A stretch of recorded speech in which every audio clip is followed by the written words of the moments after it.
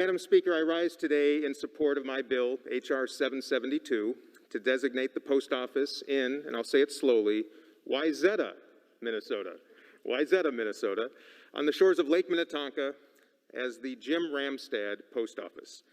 Congressman Ramstad spent 10 years representing the 45th District in the Minnesota legislature and 18 years representing Minnesota's 3rd District in this chamber. And as the current representative for Minnesota's 3rd, I am humbled to have followed in the footsteps of such a gentleman, a public servant, and statesman. Throughout his life in public service and throughout his entire life, Jim led with principle, with compassion, and with grace. And his battle with and recovery from alcoholism gave voice to millions of Americans facing the very same challenge and illuminated every aspect of his life and his service. From the State House to this House, Jim embodied the spirit of honesty, resilience, transparency, and accountability.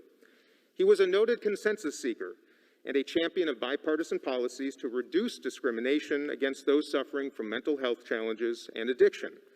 And his signature legislation, the Paul Wellstone Mental Health Treatment Act, was enacted in 2008, just before his retirement from Congress. Congressman Ramstad would go on to continue his service as a fellow at Harvard University and an advisor to Minnesota's Hazelden Treatment Center, and lived the final 39 years of his life in sobriety. He passed away on November 5th of last year, 2020, after a battle with Parkinson's disease. Now, naming a post office in Wayzata is a small gesture to commemorate the passing of a giant of Minnesota politics. But as former Minnesota State Senator and Jim's former district director, Paul Anderson, told me, Jim loved Wayzata, and Wayzata always loved Jim back.